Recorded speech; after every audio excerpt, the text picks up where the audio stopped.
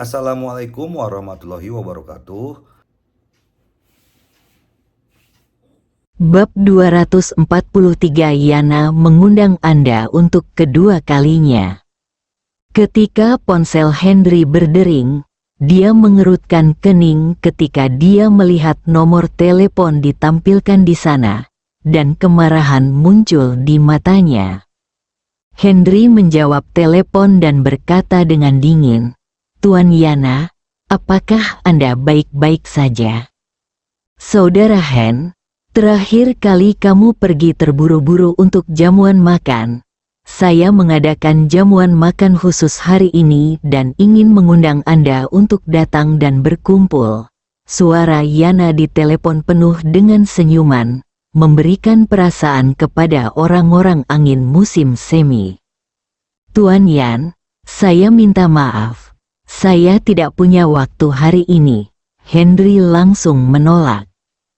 Bagi Yana, setelah urusan grup Kili, dia dan keluarga Sen Zongfeng memiliki peran yang sama, yaitu, mereka adalah musuh. "Saudara Hen, kamu harus datang hari ini. Aku sudah meminta Fuji untuk menjemputmu. Diperkirakan sekarang sudah hampir sampai. Jika kamu tidak datang hari ini, aku khawatir kamu akan menyesalinya seumur hidupmu." Yana masih tersenyum saat berbicara. "Ya. Tapi sudah ada sedikit ketidakharmonisan. Henry benar-benar tidak ingin pergi. Tetapi ketika dia mendengar ancaman dari Yana, dia tidak bisa menahan cibiran di wajahnya. Dia mengancam dirinya sendiri bahwa dia akan pergi ke pertemuan itu meskipun itu berarti melewati neraka dan api. Dia hanya menggunakan kesempatan ini untuk membuat mereka menyerah sepenuhnya. Dalam hatinya, dia selalu merasa bahwa Bang Tianyi sepertinya ada hubungannya dengan organisasi yang disebutkan oleh Tuan Sutrisno. Hanya saja dia tidak ingin ikut campur dalam urusan orang lain, jadi dia tidak menyelidikinya. Karena pihak lain terus-menerus tertarik padanya, ini saat yang tepat untuk berkomunikasi satu sama lain. Tidak akan sesuai dengan kebutuhan mereka jika laki-laki itu sedang jatuh cinta dan selirnya tidak disengaja. "Tuan Yan, beritahu Fuji untuk menelepon saya ketika Anda tiba. Saya akan tiba tepat waktu." Setelah Henry selesai berbicara, dia menutup telepon.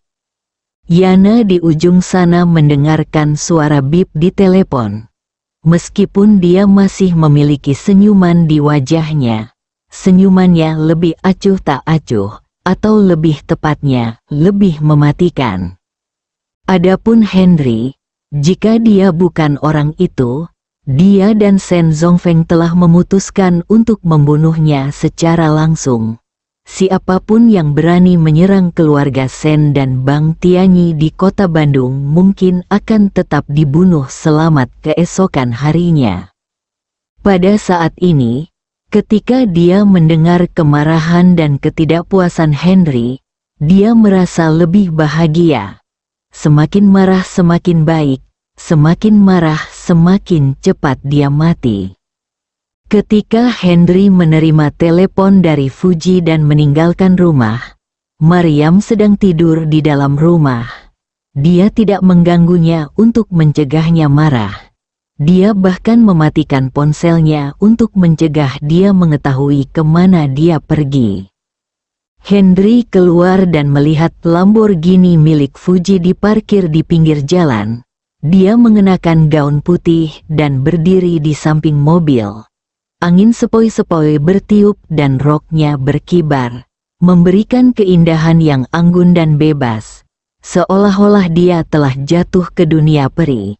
Jika dia tidak mengetahui identitasnya, tetapi hanya melihat penampilannya, dia akan terpesona oleh ribuan makhluk hidup. Ketika Fuji melihat Henry, matanya langsung menunjukkan kegembiraan dan dia buru-buru berjalan ke depan. Namun, Henry tidak memandangnya, dan bahkan melewatinya tanpa mengucapkan sepatah kata pun. Luka yang dia tusuk dengan belati terakhir kali benar. Bagaimana dia bisa melupakan rasa sakit seperti ini? Bagi para femme fatales, betapapun cantiknya mereka, pertama-tama mereka harus mempertimbangkan apakah mereka memiliki kehidupan untuk dinikmati. Jika tidak, jika nyawa mereka hilang, apa yang akan terjadi pada mereka betapapun cantiknya mereka? Fuji jelas terluka oleh kekejaman Henry. Dia menghentakkan kakinya dengan marah dan mengikutinya dengan mata penuh amarah dan menyalakan mobil tanpa mengucapkan sepatah kata pun. Henry terus menatap ke depan. Dia memikirkan kartu truf macam apa yang akan ditunjukkan Yana padanya kali ini. Setelah hari ini, apakah akan tegang? Fuji tiba-tiba mengerem, dan Henry, yang sedang berpikir keras, kepalanya hampir terbentur mobil. Beralih untuk melihat ke arah Fuji, wajahnya penuh amarah, wajahnya merah, dan matanya penuh amarah. Henry, apakah kamu tidak melihatku? Saya melihatnya. Anda adalah orang yang sangat hidup. Bagaimana mungkin saya tidak melihatnya? Henry bertanya dengan bingung. Karena kamu tahu bahwa aku adalah manusia. Kenapa kamu tidak mengucapkan sepatah kata pun? Apakah aku tidak layak menerima sapaanmu? Kata-kata Fuji membuat dia menangis, dan dia merasa harga dirinya sangat terluka. Ahem, sepertinya kamu salah paham. Aku telah memikirkan banyak hal.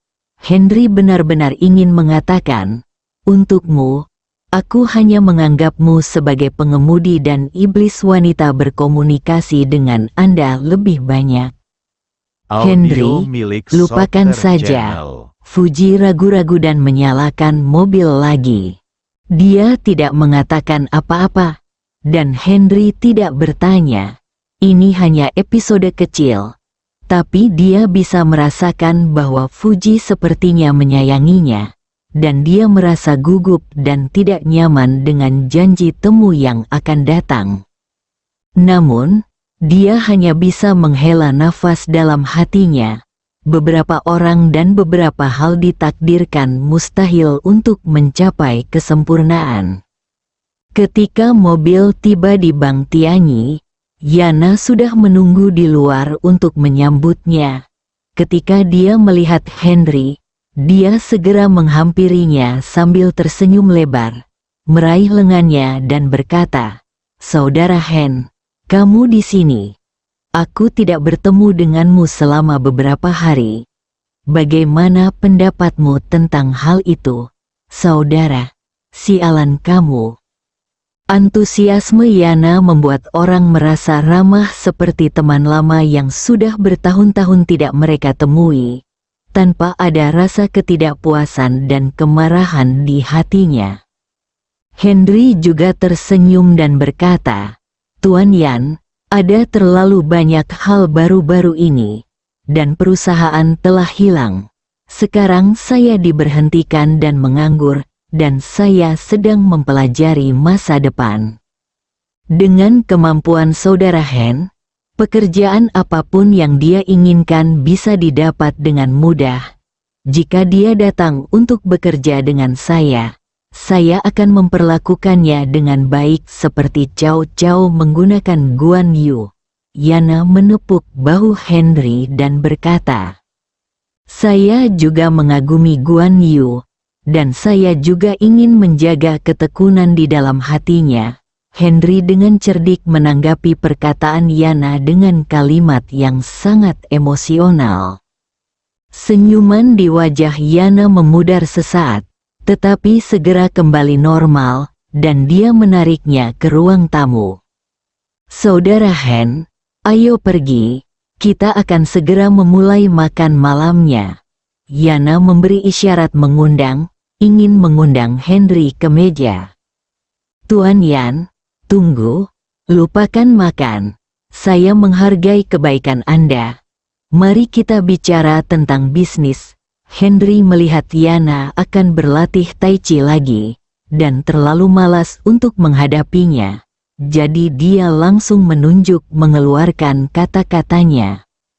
Hahaha, Saudara Hen adalah orang yang ceria. Yana berkata sambil tertawa malu. Tuan Yan, Anda harus berterus terang saat melakukan sesuatu. Henry berkata sambil tersenyum tipis.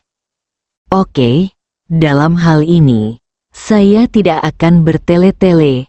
Saya ingin Saudara Hen bergabung dengan Bank Tianyi kita. Mengenai uang, Anda dapat memiliki uang sebanyak yang Anda inginkan. Para wanita, Anda dapat memiliki apapun yang Anda inginkan. Yana berkata dengan berani. Benarkah? Henry bertanya dengan ekspresi ngeri di wajahnya. Namun, hatinya penuh dengan cibiran. Ekor rubah akhirnya terungkap, dan segalanya tidak lagi dirahasiakan. Melihat perubahan mendadak pada ekspresi Henry, Yana merasa terharu dan berkata sambil tersenyum, tentu saja, selama Anda menanyakan harganya, kami akan puas. Yana dipenuhi dengan rasa bangga ketika dia memikirkan tentang kekuatan organisasinya. Saya ingin 100 miliar. Bolehkah membiarkan Fuji menjadi penghangat tempat tidur saya? Henry bertanya dengan ekspresi antisipasi di wajahnya. Bab 244 Negosiasi gagal. Nakal, kamu. Berpikir bahwa Leni adalah gadis penghangat tempat tidur. Fuji sangat marah hingga dia menghentakkan kakinya dan hampir marah. Oke, Yana melambaikan tangannya, langsung menghentikannya, dan menyetujui dengan keras. Henry tidak menyangka Yana akan langsung setuju, apalagi dia bisa memutuskan masalah Fuji. Yana, apa urusanku? Jangan bicara. Yana langsung menyela kata-kata Fuji. Apakah kamu tidak ingin hidup lagi? Fuji tidak bisa menahan amarahnya pada Yana. Bukan itu maksudku. Kembalilah dan beritahu aku. Yana menyela Fuji lagi. Fuji menahan amarahnya, mengepalkan tangan merah mudanya, dan berdiri di samping. Saudara Hen, kami telah menyetujui keinginan Anda. Bisakah kami duduk dan minum? Yana memandang Henry dan bertanya sambil tersenyum. Tuan Yan, sebenarnya saya minta maaf. Saya hanya ingin menguji ketulusan Anda. Saya tidak terlalu setuju. Saya sangat tersentuh dengan ketulusan Anda. Terima kasih, Henry berkata tanpa tergesa-gesa dengan senyuman di matanya. Saudara Hen, apa maksudmu? Wajah tersenyum Yana menghilang untuk pertama kalinya dalam kesan Henry, dan nada suaranya juga terdengar dingin untuk pertama kalinya. Tuan Yan, saya tidak punya banyak tujuan. Saya bilang saya hanya ingin uang untuk dibelanjakan, wanita untuk tidur, dan makanan untuk dimakan. Oleh karena itu, industri sebesar Bank Tianyi Anda tidak cocok untuk saya. Kemampuannya saya tidak cocok untuk bank Anda. Henry menolak dengan sopan. Adapun kemarahan Yana, dia hanya berpura-pura tidak merasakannya. Haha. Saudara Hen, kamu bercanda. Dengan orang-orang sepertimu, kamu hanyalah seekor naga di teluk sekarang. Begitu kamu mendapat kesempatan, kamu pasti akan terbang ke langit. Mengapa begitu sombong? Bahwa dia baru saja kehilangan kesabaran dan ingin berpikir masalahnya sudah terselamatkan, katanya sambil tersenyum. Tuan Yan, Anda melebih-lebihkan. matahari dan bulan tidak dapat memantulkan satu sama lain pada saat yang sama. Lebih baik setiap orang menemukan yang cocok untuk mereka. Henry membuat metafora untuk memperjelas hubungan di antara mereka. Saudara Hen, maksudmu kamu tidak setuju, Audio kan? milik Software Senyuman Yana Channel. benar-benar hilang kali ini. Benar, Henry masih memiliki senyuman di wajahnya. Oke, setelah Yana mengatakan ini, dia bertepuk tangan dan 14 orang masuk dari pintu, berdiri berjajar di depan pintu, mengenakan jubah di tubuh bagian atas. Henry mendongak dan melihat bahwa dia mengenal orang yang menyerangnya di Huanyu Bar hari itu. Namun, detik berikutnya, dia tertegun. Salah satu lengan orang itu lumpuh oleh dirinya sendiri, dan sekarang semuanya tumbuh di tubuh mereka. Mata Henry penuh dengan keterkejutan. Saudara Hen, jika kamu penasaran, kamu bisa naik dan melihat-lihat. Yana melihat keterkejutan Henry dan berkata sambil tersenyum. Tapi tawanya penuh kemenangan. Mata Henry sedikit menyipit dan dia ragu-ragu sejenak, tapi masih berjalan mendekat. Lepaskan jubahnya, perintah Yana, dan ke-14 orang itu melepas jubah itu dengan tangan mereka yang terluka, memperlihatkan tubuh bagian atas mereka yang mengenakan rompi. Henry telah mendatangi mereka sekarang dan melihat ke lengan salah satu dari mereka. Ada tanda merah terang di atasnya, yang sepertinya merupakan garis pemisah antara lengan dan tubuh telah mengejutkannya. Sekarang melihat pemandangan ini, itu bahkan lebih mengejutkan. Bahkan dengan keterampilan medis saya sendiri, saya tidak dapat menjamin bahwa saya dapat menyambungkan lengan dengan benar. Terlebih lagi, itu masih merupakan lengan lebih dari selusin orang tidak bisa melakukannya. Sama sekali tidak bisa melakukannya. Henry mendatangi salah satu dari mereka. Lukanya mungkin serius, dan bekas lukanya relatif besar dan jelas. Tepat ketika Henry ingin pergi menemui orang berikutnya, dia tiba-tiba melihat seekor serangga putih merangkak keluar dari lukanya, mengeluarkan seteguk cairan putih susu, dan memasuki luka itu lagi. Cairan yang baru saja dimuntahkan dengan cepat terserap ke permukaan kulit, dan luka di lengan menjadi jauh lebih kecil. Cacing gu spiritual, Henry tidak bisa menahan diri untuk tidak berteriak. Melihat Yana, dia tampak seperti biasa, seolah-olah dia tidak mendengar apapun. Pandangan Fuji juga tetap tidak berubah, seolah semuanya normal. Begitu dia selesai berbicara, seorang pria jangkung dengan topeng emas di wajahnya dan aura yang kuat masuk, diikuti oleh Shen Zongfeng dan Shen Haoge. Begitu pria itu muncul, jantung Henry berdetak kencang. Ini adalah pria yang kuat, dan dia setidaknya harus sekuat dirinya, melampaui seni bela diri tingkat 12. Siapa kamu? Henry bertanya secara proaktif. Nama itu tidak penting. Yang penting adalah bagaimana aku memperlakukanmu. Suara pria bertopeng itu agak pelan. Tapi itu menunjukkan kepercayaan diri yang Audio tidak milik perlu Software dipertanyakan Channel. lagi. Bagus sekali. Mungkin cara terbaik menghadapi perlakuan seperti itu, Henry, sebagai seorang dokter, dengan tulus memujinya. Itu benar. Kamu tidak berpikir untuk menyambungkannya kembali saat itu. Aku khawatir dokter terbaik di dunia tidak dapat menyambungkannya kembali. Tapi cacing spiritual Gu adalah cara terbaik untuk mengobatinya. Mereka meminum racun dan muntahan. Esensi, pengaktif kekuatan, peremajaan kulit, meningkatkan pertumbuhan darah, mengaktifkan otot dan pembuluh darah. Itu adalah zat spiritual penyembuhan paling langka di dunia, dan bahkan lebih sulit ditemukan di dunia.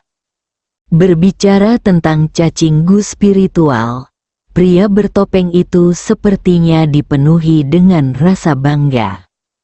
Namun dalam pandangan Henry, ia memang memiliki modal dan syarat yang bisa dibanggakan. Orang yang bisa memelihara cacing gu spiritual pasti bukan orang biasa.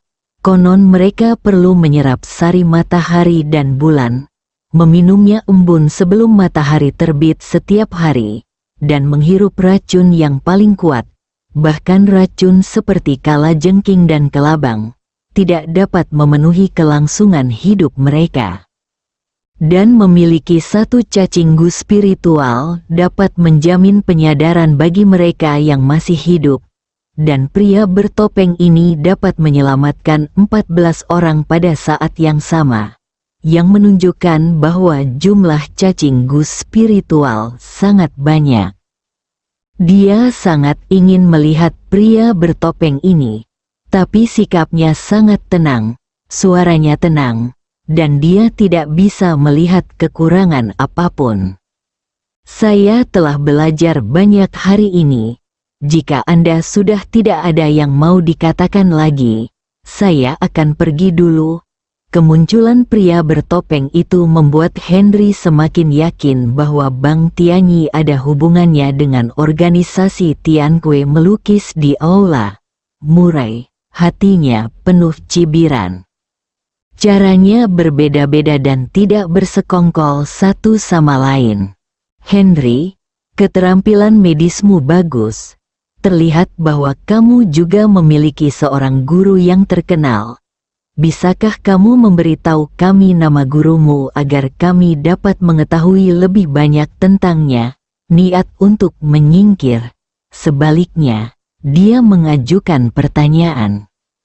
Maaf, saya tidak punya komentar. Mata Henry menyipit, kemarahan sudah meningkat di hatinya. Karena kamu tidak mau mengatakannya, itu tidak masalah. Kami hanya ingin kamu tetap tinggal dan menjadi salah satu dari kami. Tidak ada niat lain. Pria bertopeng itu tidak memikirkan topik itu, tapi sekali lagi mengungkapkannya arti yang sama dengan Yana. Maaf, Anda salah orang. Henry menolak tanpa ekspresi. Oke, pria bertopeng itu berteriak dan menggerakkan tangannya. Tidak, teriak Fuji ngeri. Bersambung.